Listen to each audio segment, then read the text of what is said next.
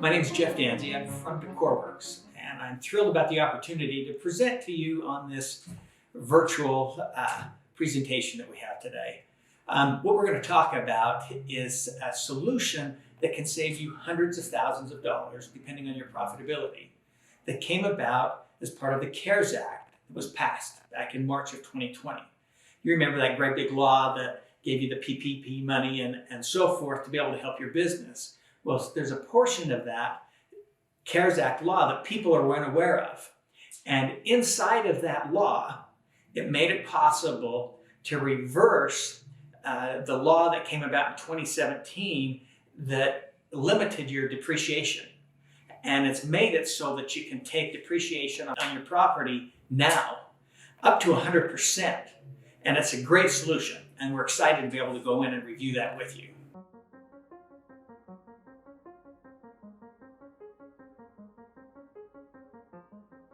So the retail glitch, what that was, is that came about in the Tax and Jobs Act back in 2017. What was supposed to be a 15-year depreciation schedule for improvement property turned into a 39-year depreciation schedule. So in fixing that, with the CARES Act, what they've done is they've made it possible for you to take and depreciate 100% of in what you do on improvement property in the year 2020 and 2021. So with some of this extra capital or revenue and profitability that you've generated, if you take that and you put it back into your facility with improvements, you can write off 100%. So if there's a time to take advantage to update your facility, your retail space, now's the time to do it because it changes. And we'll kind of go into that a little bit later, but now's the time to be able to get in and replace those coolers, fix up your store, remodel it, and we'll kind of go into ways to be able to take fully advantage of it and help set a strategy as we put this together.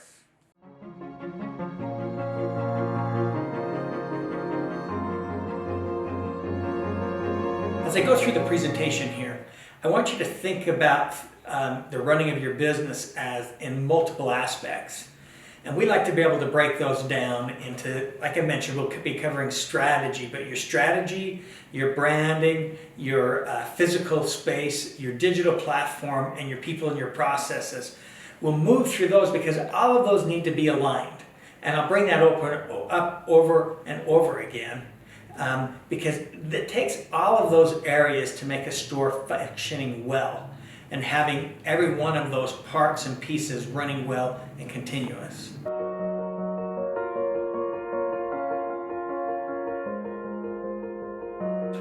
That you plan and that you use a strategy in going about and using the advantages from the CARES Act. And not just saying, oh, here, let's spend some money, but actually putting a plan together and putting a strategy together. And the main thing I want to emphasize here is make sure that you check with your local tax accountant because laws may vary from state to state. This was a federal law that was passed with the CARES Act, but your local state governments may have different tax issues. This is just a federal act that was passed or inside the CARES Act for you. But it's important that you set a strategy and that you plan it out and that you know the rules about what you can do and what you can't do. We'll give you some ideas.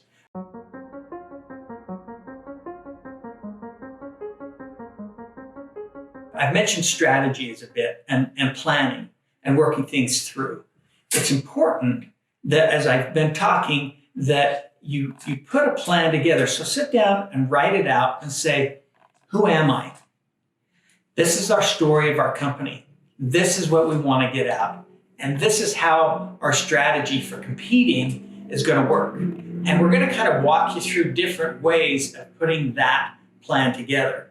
But it all needs to be reflective of your brand and what your brand is. Now, when we're done, I'll give you a little bit of information. We have some internet survey that you can take to where it'll help you evaluate the various aspects of your company. And this is something that we offer for free, that at the end of the presentation, we'll give you the information that you can get back a printed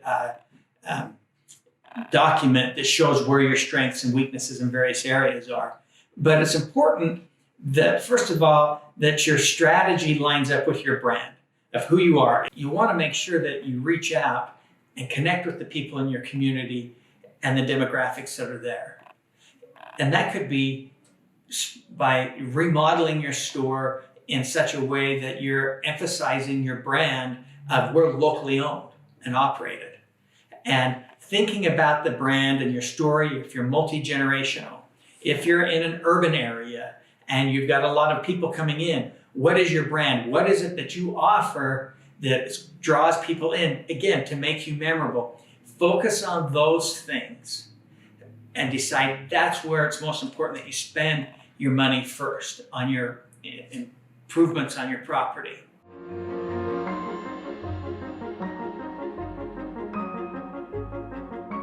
Oftentimes, when people think of branding, they confuse that with their logo. But a logo, as they say, isn't a brand until it's on the side of a cow. But really what your branding is, and it's important that as you think about investing back into your store, that it ties in with your brand. Your brand is that gut feel that people have about your retail space. It's that feeling they have when they do interactions with you, when they come in and shop. All of those things build up to be your brand. Your brand isn't what you say it is. Your brand is what your customer says it is, or what your customer feels. And so it's important that as you go through this process of investing back into your physical space, you're matching it up for the brand, for that look and the feel that you want the customer to experience. And that you plan that out. Remember, we've talked about strategy, and that you plan this out and say, this is who we are. And this is who we want to be in the next 3 years. But you think through that process and look at your demographics, look at who's shopping at your store, look at who is not shopping at your store and who you want to be shopping at your store, and make sure that you start putting that together so that you're conveying the proper impression rather than coming at it from a lot of different angles. Because your brand is what consists of everything from your physical presence, your digital presence, the way your employees feel about their job and what they're doing, your ads, everything that's communicated out there is a representation of your brand and how all of that reflects and comes back. So even you may think, oh, this is odd, but your training and what you're teaching your employees is reflected in your brand by the way your employees are treating your guests. So it's important that you kind of think about all of these things when it comes to your brand and make sure that it rolls back into your physical space. For example, what type of business are you? Are you someone that offers high service? And that's part of your brand. Oh, there's a lot of service. Everybody knows my name when I walk into the store. They take my groceries out to my car if I want it. There's somebody there to help me find something. That's something that builds up and is part of your brand. Or maybe you're a price point and you're a cost plus. Well, you wouldn't offer some of those different services. Those also reflect on the brand. So it's important that you kind of nail down and say, this is my brand, because your brand acts as a filter. As you come up with new ideas in the future for the way you want to be perceived by your customers and the way you want those interactions to be, and say you have new ideas, you push those new ideas through this filter and say, do they pass the brand of who we want to be and how we want people to perceive us? Yes or no. I often think about a story of Southwest Airlines. They are the low price leader in airfare. And at one time in a book that I was reading by Jim Collins, he talked about how it came up through the marketing and branding that they wanted to sell salads on SkyWest flights. And as it got to the president of the company, and they had everything set to sell salads on the flights, he brought them back and pushed it through the filter and said, salads being sold, does that match up with being the low price leader in airfare? And it didn't. So we never saw salads on the plane because it didn't meet the brand. And so that's important, to be able to kind of establish your brand and that customer experience. and how those two play together, because your brand is what's going to affect everything else that you do within your physical space.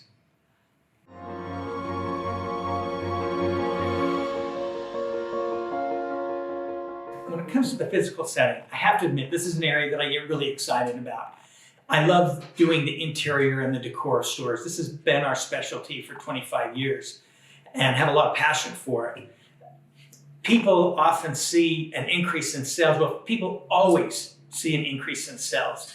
I can't think of a time that we've done a store unless there's been some type of big competition that's moved in where people haven't seen an increase in sales. And so dollar for dollar, this is a place that you're going to get the greatest amount of impact. People aren't going to necessarily know what cases from time to time have been changed out, but you remodel the decor up in your store, they're going to notice it immediately. And we find in our experience that this is the area where you get the greatest amount of impact for the least amount of money, is changing out the decor and updating it. I had a customer once, he was in a town and he said, look, the only reason I'm changing my decor is it's been this way for 30 years and I'm embarrassed. And I kind of talked with him about, how it can increase sales. And the name of the town that this store was in, it was a Clark's Market actually, and it was in a town called Blanding. And he goes, look, you don't understand. This town's called Blanding for a reason. We don't need anything exciting here. We don't need anything that has any feel or special look to it. But as we worked with him over time, we dressed up the store and gave it the right look for that area. And he saw nearly, I believe it was over a 15% increase in a town that he didn't think there was going to be any increase. And that's the effect that you can have when you do a good decor package inside your store. We've always seen an increase. Now, after the increase of the bump in sales with the decor, whether it's maintained has a lot to do with your operations and your people, but there'll always be a bump. And that's the place that you can get it. Now, a lot of you are experiencing an increase in sales already with the COVID. More people are shopping, more people are coming in, and it gives you this opportunity to mix up shopping habits, because now more people are going to be coming in to a store that has new decor, has a fresh face to it, and they're going to start talking. They're going to talk to family, they're going to start talking to friends, and so they're going to want to come in and shop the new store with the new look and the new feel. And at a time like this, that's great because you can increase sales exponentially just because more people are shopping in a grocery store and bringing more food home. And so the ability to get the word out is even larger, and shaking up those shopping habits and giving you the ability to go head to head with some of the bigger competition. For example, I had a store down in Louisiana, and right across the street, they were getting a brand new Walmart. Super Walmart was coming in right across the street from them. This was a 15,000 square foot store. And this Walmart was opening up, and he was anticipating a decrease in sales of about 10 to 15% with this new Walmart coming in. After we did the remodel, his sales bumped 20%, and then the Walmart opened, he lost 10% in sales, but he was still up 10% over where he was at before the remodel took place. And so Walmart didn't take any customers away from him. And that's the power of having a very good, well-designed decor package for a remodel on the interior of your store. It can increase the sales and invest back into the community. People feel excited to come in and are glad that you're cleaning up their shopping space. The other thing that's so great about when you do an interior decor piece is your employees feel proud and are excited to come into work because of the look and the feel.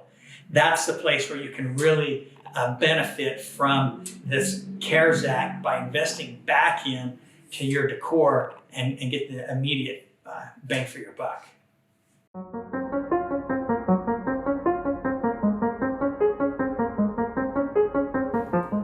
Let's talk a little bit about your digital presence. Now, you may say, what has my digital presence got to do with improving my physical space? If you don't have a digital presence, and this is the opportunity I'm telling you to get a digital presence so that people can shop online, is you can make personal improvements to your property by changing a few things out, and maybe changing out the front of your store to where you can have a curbside pickup to go with that digital presence. You can change out and put some bollards out front that are advertising people can go on and shop online. You may take a front of your store and put a cooler there for when people are coming by to pick up the groceries. You've got a cooler of things ready to go and a place to store product as people come in and out. All of those things are making improvements to your property. And then as you even come in and you paint walls and you change things within your store that's improving the property, add some signage, add some graphics to promote the specials that you have inside your store, which, if you decide to go with the digital presence, use this opportunity to promote that piece.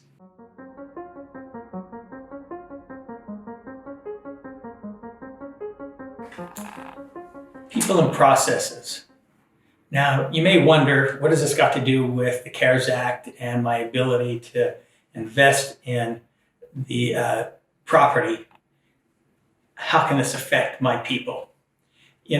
What's important to remember is what we're talking about is several things. We're talking about your strategy, talking about your branding, then we're talking about your physical space, and we've talked about the digital space, or your digital presence, and now we're talking about people and processes. And it's important that all of these are aligned, that all these things come together. When people shop at your store, they don't emotionally or mentally recognize the difference between going online and shopping at your store. And so it's important that your brand comes together and that your strategy matches all of these things. And so as you invest in your physical space, you have the opportunity to reinforce your strategy and your brand with your people. I often say you need to have an internal branding manual that conveys what you want your people to know inside the company, as well as an external branding manual that you decide what your guests experience and see. So as you look at your internal branding manual, or what you want your people and your processes to be, it's important that they're aligning with your brand. And the advantage with this is now you can take and promote your core values, your mission statement, a lot of your training, and those types of things. As you invest into your property, it gives you the opportunity, if you paint a wall, that you can put up some information that provides training and supports your values and supports the interaction with your customers. You can put that type of information up, which then helps promote the feeling, reminds your people what you're about, and it gives you opportunity to post your story inside the decor, as well as in the various different rooms and offices that your people are working in. Having a good office that your manager can be able to talk with people in or take care of business is going to help his morale and move things forward. So it can affect in a large way your people and your processes.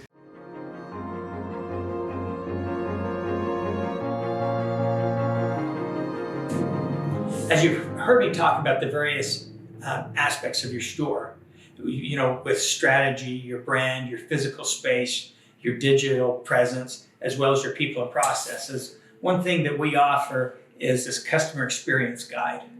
Through this guide, you can go online and take a survey, and then we'll send you back the results in the form of this guide that rates how well you're doing in each one of the areas in comparison to the industry, and kind of give you your strengths and your weaknesses and areas that you should work on first or that you feel confident about. And again, this is a service that we do. If you would like to be able to participate in something like this, you can just get a hold of us. The gal that helps put these together is Kelly, Kelly, at DecorWorks, DECORWORX.com. And we'll be glad to provide these services. Like I say, we provide them at no charge. Just send us an email, or you can give us a call as well. And we'll be glad to work out those things for you.